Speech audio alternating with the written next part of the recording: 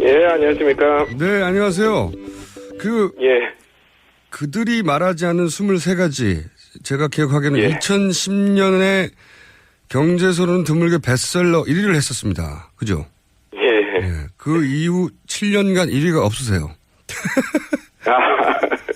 아니, 뭐, 1등 하려고 책 쓰는 거 아닙니다. 네. 이제 베스트셀러 나올 때가 됐는데 소식이 없어서 저희가 먼저 연락을 드린 겁니다. 다음 예. 베스트셀러는 저희 뉴스 공장의 힘으로 만들어 드리겠습니다. 네. 감사합니다. 네. 그런데 교수님 이름을 필요로 하는 분들이 요즘 좀 있는 것 같아요. 반기문 전 총장도 교수님 영입한다는 계획이 있다는 언론 보도도 있고 하는데 혹시 연락 온 적 있나요? 아니요, 전혀 없습니다. 예. 연락이 없었어요? 네. 예, 아니, 그리고 저는 뭐, 경제 정책에 대한 얘기는 많이 하지만 제가 뭐 현실 정치에 참여하겠다는 생각은 전혀 없기 때문에요. 네. 거절을 한 게 아니라 연락 주시더라도. 거절을 한 게 아니라 연락 자체가 없었다? 예. 예. 근데 선거 때만 되면 한 번씩. 연락 주시더라도 안 할 겁니다. 예. 아, 그래요? 예. 예. 누가 어떤 조건으로 연락을 하더라도 안 한다는 말씀이신 거죠? 예. 저는 뭐 공부하는 사람이지, 정치나 정책하는 사람이 아니기 때문에, 예. 예를 들어서 다음 책 베스트셀러 1호를 만들어주겠다. 이런 제안이 와도. 아니, 그래도 아니죠. 알겠습니다. 자, 사다리 걷어차기. 이게 큰 센세이션을 일으켰습니다. 이게 벌써 14년 전인데.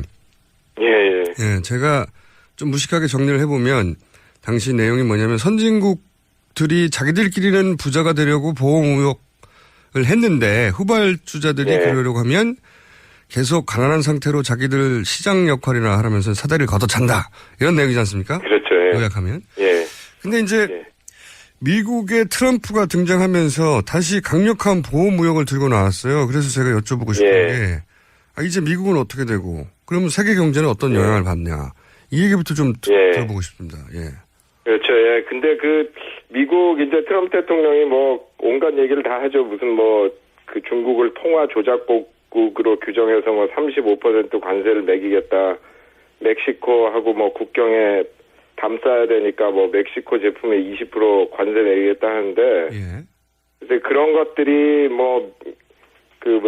미국이 세계 무역기구 회원에다가 뭐 멕시코하고는 나프타 조약도 있고 해가지고 그렇게 쉽게 할 수는 없어요. 그리고 무엇보다도 중요한 게 지금 미국 경제 구조가 대부분의 자기들 소비 제품을 외국에서 만들어서 수입을 하잖아요.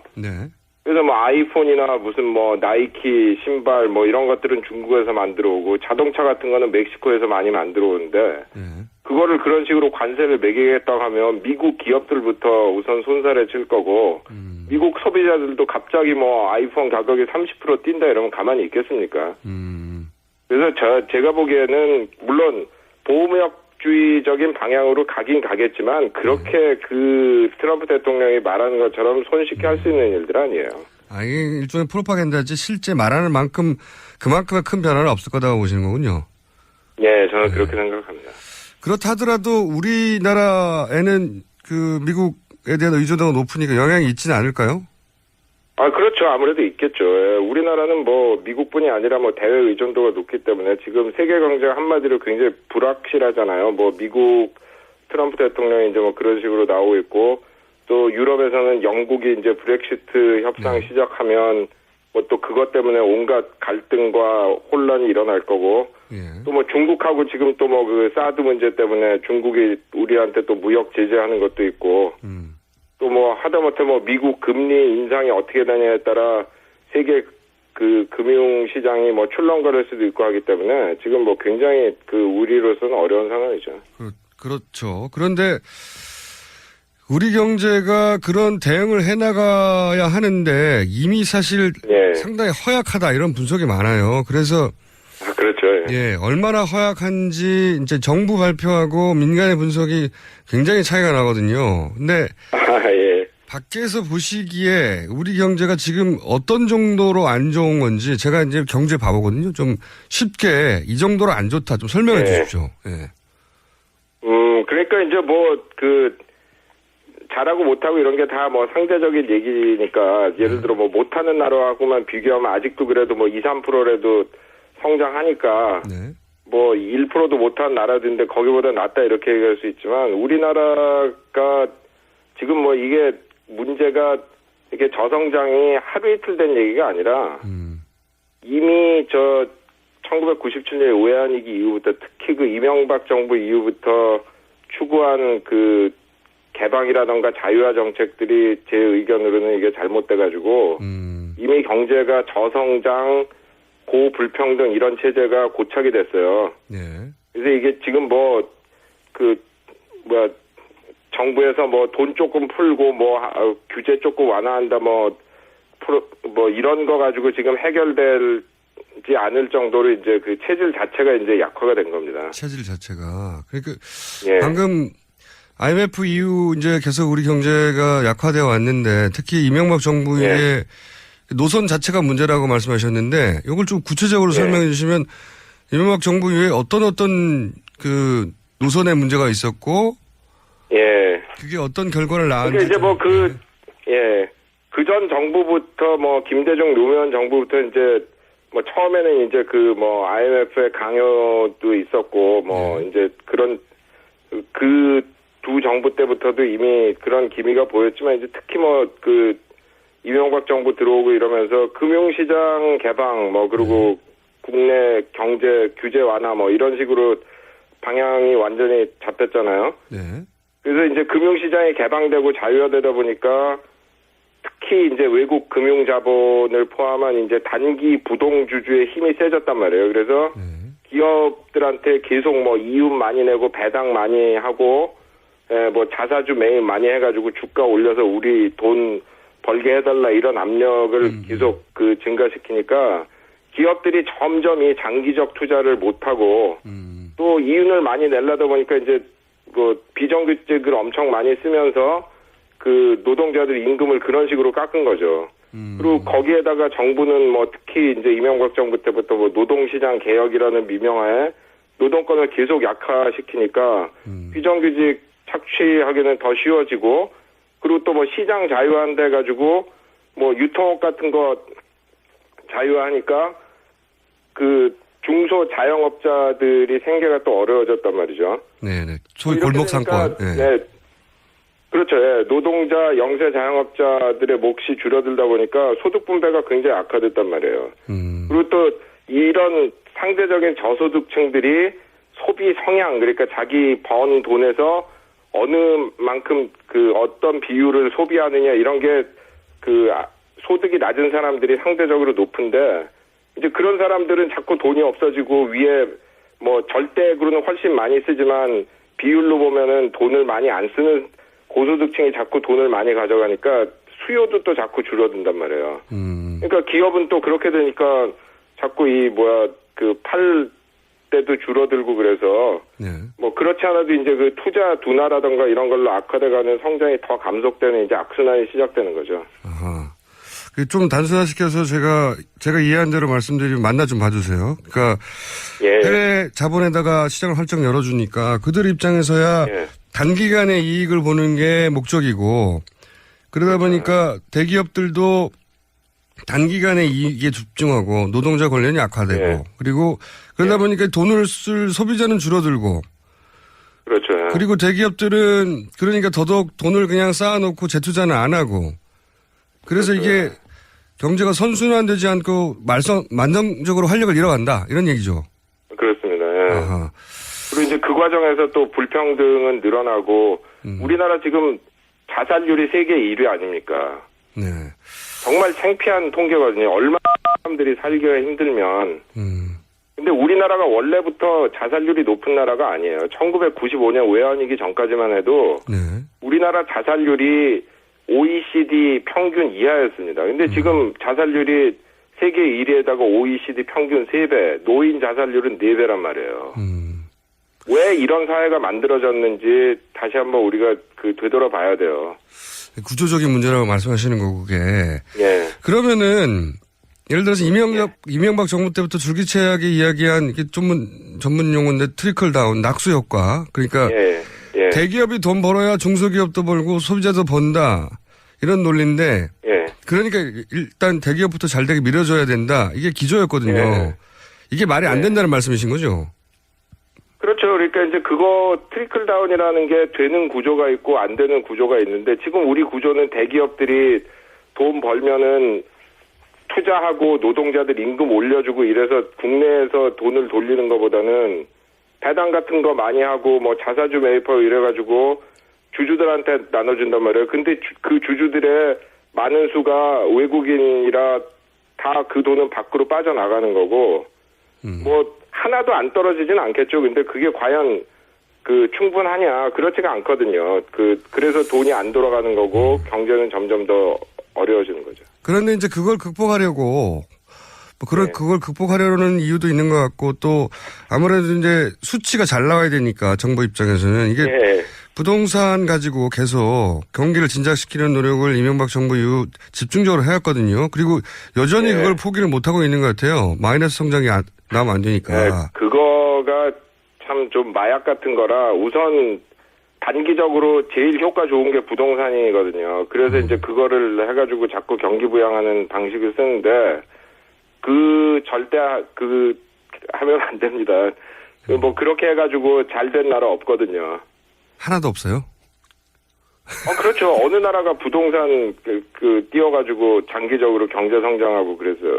그렇죠. 부동산 띄워서 이제 물론 이제 구조적으로 경제가 잘 돼 있는데 순간적으로 무슨 갑자기 국제 경제가 냉각된다던가 그런 식으로 해서 좀 안 좋을 때 그런 걸 쓸 수는 있지만 지금 우리나라의 문제는 그런 기본적인 체질이 잘 돼 있는데 밖에 조건이 안 좋아요. 순간적으로 안 좋은 게 아니라 체질 자체가 지금 잘못돼가지고 경제가 시들어가고 있는 건데 그런 상황에서 부동산 경기 부양해가지고 해결이 되는 게 아니죠. 알겠습니다. 그 말씀을 듣고 보니까 심각한 문제인데, 이 구조적인 문제인데, 근데 이제 좀 각도는 다르지만 연결되어 있는 문제 같아요. 최근에 이제 최순실 게이트가 터졌고, 여기서 이제 가장 경제적으로 중요하게 취급되는 사건이 삼성물산 제일모직 합병하는데 국민연금이 개입을 했다. 정치적 이유로. 그리고 그래서 결국은 국민연금이 삼성이 원하는 대로 이제 이재용 부회장의 지배력 강화라든가 승계 문제를 해결해 줬다. 이렇게 이것이 크게 문제가 되고 있는데 경제적 관점에서만 보시기에 정치적 이슈는 빼고 경제적 관점에 보시기에 이 건을 바라볼 때 중요한 포인트가 뭡니까, 교수님?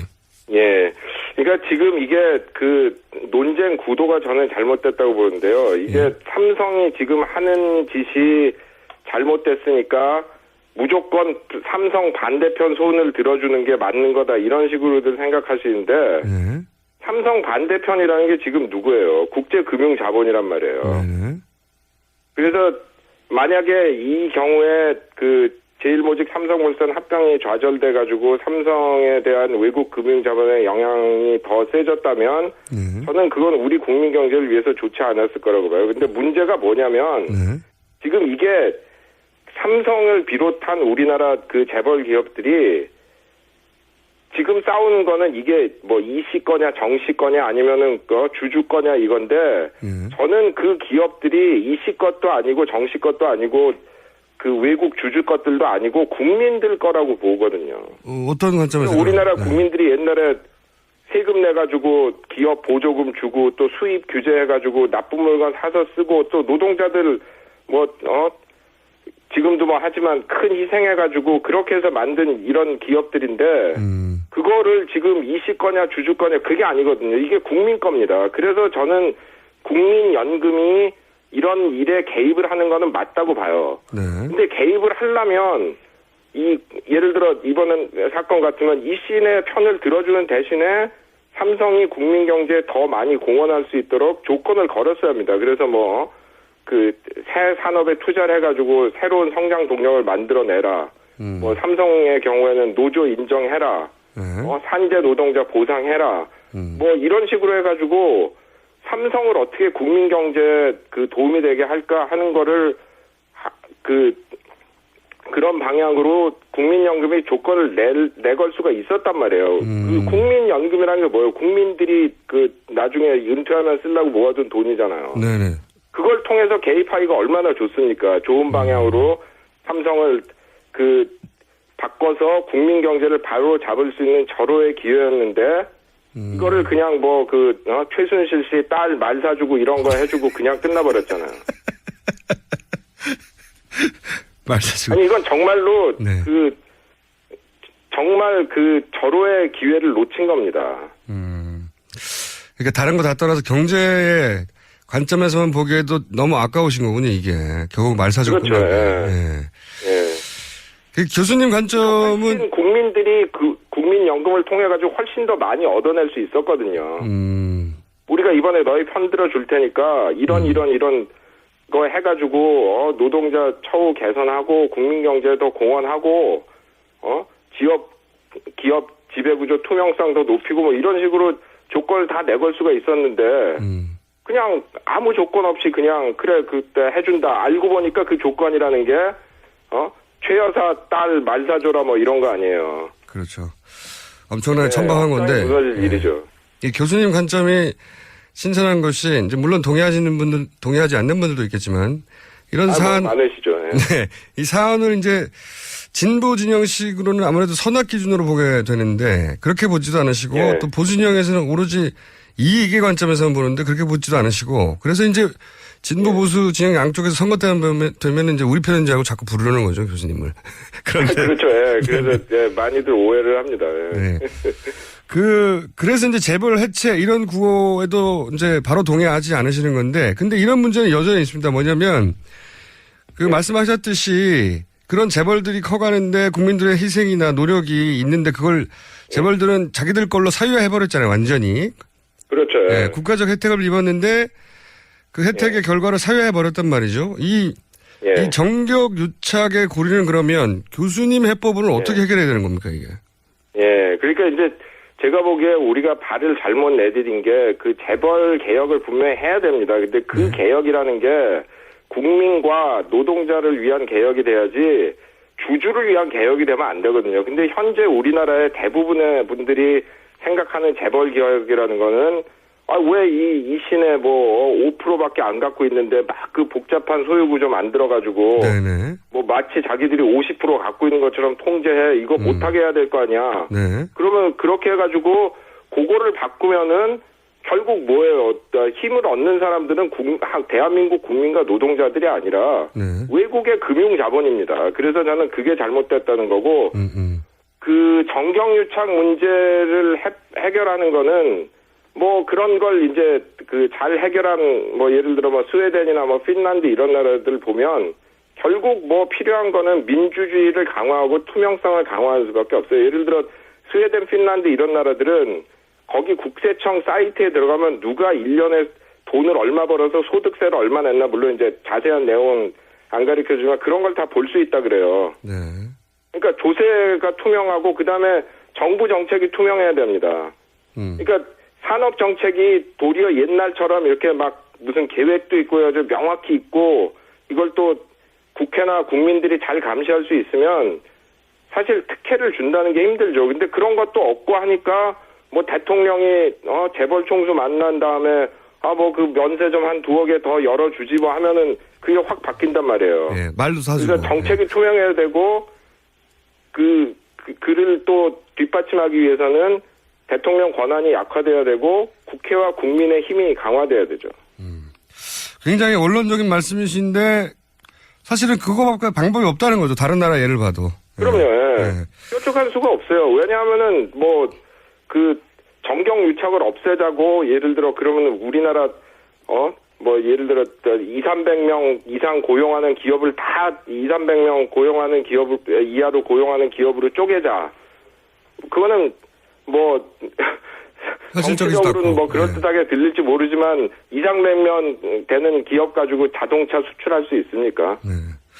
그런 대기업이 필요하단 말이에요. 그러니까 그거를 쓰되 그거를 통제할 수 있는 정부가 있어야 되고 그 정부가 정경유착이 안 되고 통제할 수 있도록 민주주의가 강화되고 국민들이 예를 들어 고위공직자 소환권을 갖는다던가 대통령 권한을 약화시키고 뭐 검찰에 대한 견제를 강화한다던가 이런 식으로 해가지고 힘의 균형을 바꾸면 그런 것들이 많이 해결이 되죠. 알겠습니다. 지금은 뭐 견제할 권력이 없으니까요, 실제로. 예. 그 힘을 오로지 아주 소수의 권력자가 가지고 있으니까 이제 거래를 하는 거죠, 지금은. 예.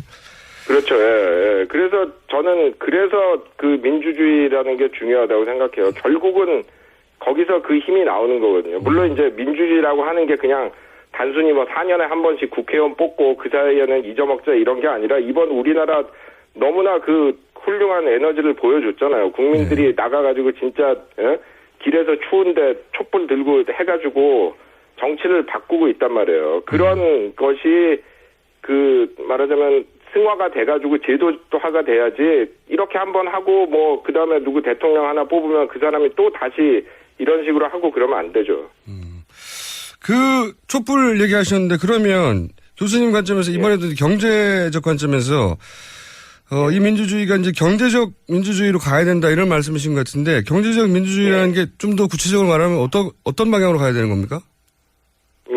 지금 이제 우리나라에서 경제 민주주의 하면 아까 말한 주주 권력 강화를 통한 재벌 개혁 그게 핵심처럼 돼 있는데요. 네.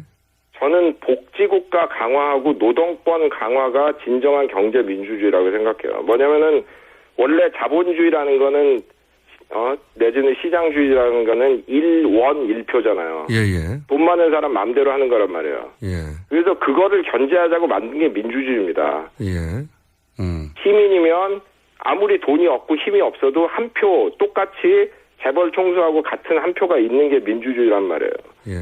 그래서 그런 취지에서 본다면 진정한 경제 민주화라는 거는 복지를 강화하고 노동권을 강화해서 힘없는 사람들의 힘을 더해주고 그 사람들이 그런 걸 통해 가지고 더 자신을 갖고 힘 있는 사람들한테 도전할 수 있는 그런 체제를 줘야 된다는 거죠. 그리고 이제 좀 더 경제학적으로 들어가서 얘기를 하자면은 우리나라 지금 복지가 잘못돼 있어가지고 일어난 얼마나 나쁜 현상들이 많습니까? 아까 자살률 얘기도 했지만 뭐 저출산 문제라던가 고용 불안 뭐 이런 것들이 다 복지가 잘 안 돼 있기 때문에 예를 들어 핀란드, 네덜란드 이런 나라 한국만큼은 아니지만 상당히 비정규직 비율이 높아요.